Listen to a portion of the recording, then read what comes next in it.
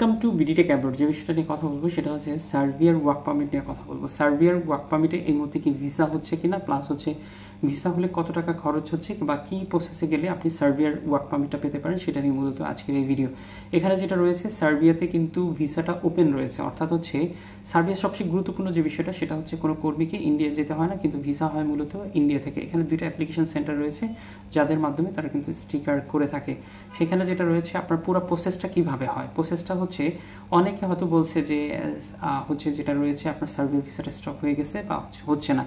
Mainly যেটা রয়েছে হয়তো মাঝখানে যেহেতু ইন্ডিয়া বা পাকিস্তানের একটা যুদ্ধ ছিল, তখন কিন্তু ম্যাক্সিমাম অ্যাম্বাসিগুলো ক্লোজ ছিল, তারা পুনরায় আবার কিন্তু কার্যক্রম শুরু হয়েছে। অনেকে কিন্তু আপনার যেটা রয়েছে সার্বিয়ার ভিসা পাচ্ছে, ওয়ার্ক পারমিট ভিসা। সার্বিয়ার যেটা সিস্টেম হচ্ছে, প্রথমে হচ্ছে আপনার ডকুমেন্টসগুলো সার্বিয়াতে পাঠাতে হয়, সার্বিয়া থেকে আপনার হচ্ছে ওয়ার্ক পারমিট হয়ে আসে, এরপরে পিভিজেড নাম্বার আসে, নাম্বার আসার পরে হচ্ছে অ্যাকোমোডেশন কনফার্মেশন লেটার আসে, এরপরে যেটা থাকে এটাকে অনলাইন করতে হয়, অনলাইন করার পরে হচ্ছে আপনার পাসপোর্টটাকে ইন্ডিয়াতে পাঠাতে হয়। এখানে সবচেয়ে বেশি জটিলতা তৈরি হচ্ছে।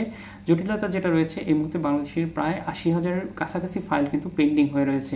আপনি যদি ধরেন আজকে অ্যাপ্লাই করেন তাহলে হচ্ছে আপনার সিরিয়ালটা গিয়ে কিন্তু ওই যদি ভিসা দেওয়া শুরু করে তাহলে হচ্ছে আপনার 80,000-এর নিচে থেকে আপনার ভিসাটা হবে। এক্ষেত্রে হচ্ছে আপনার এখন এম্বাসিতে যেটা ছিল আগে 1 থেকে 1.5 মাসের ভিতরে ইজিলি আপনার পাসপোর্টটা পাঠালে ভিসা হয়ে চলে আসতো, এখন 3 থেকে 3.5 মাস, কিছু কিছু ক্ষেত্রে আর একটু বেশিও সময় লাগছে। কারণ হচ্ছে যেহেতু একটা বিশাল ধরনের স্টক জমা হয়ে গেছে।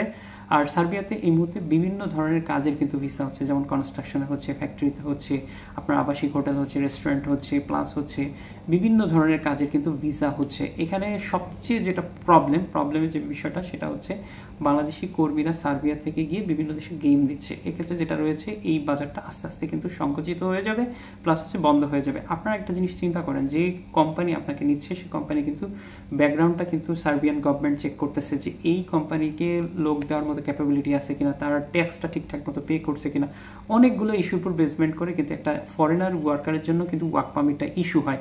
আপনারা ওই কোম্পানি আপনাকে নিচ্ছে, সেই কোম্পানিতে আপনি অ্যাটলিস্ট 1 বছর বা 2 বছর কাজ করেন, এরপরে হচ্ছে আপনি আপনার পছন্দ মতো যে কোনো কান্ট্রিতে সুইচ করেন। কিন্তু আপনি যদি ওখানে যাওয়ার সাথে সাথে ওই দেশ থেকে অন্য দেশে চলে যান, সেক্ষেত্রে হচ্ছে পরবর্তী সময় বাংলাদেশিদের ওই মার্কেটটা কিন্তু বন্ধ হয়ে যায়। যেমন হচ্ছে যে কাজটা হয়েছে আপনার বিভিন্ন দেশে হয়েছে, বিশেষ করে ক্রোয়েশিয়া হয়েছে, আপনার হচ্ছে রোমানিয়াতে হয়েছে। এই ক্ষেত্রে হচ্ছে বাংলাদেশি মার্কেটটা একেবারে শাটডাউন করে দিয়েছে, যে না, বাংলাদেশি কর্মীরা এখানে এসে কাজ করে না, তারা বিভিন্ন ইতালি বা অন্যান্য দেশে কিন্তু চলে যাচ্ছে। আরেকটা গুরুত্বপূর্ণ মেসেজ আছে, যেমন হচ্ছে পোল্যান্ডে কিন্তু এখন যে কোনো দেশ থেকে কর্মী নিতে গেলে পোল্যান্ডের ওয়ার্ক পারমিট নিয়ে, পারমিশন নিয়ে কিন্তু ঢুকতে হয়।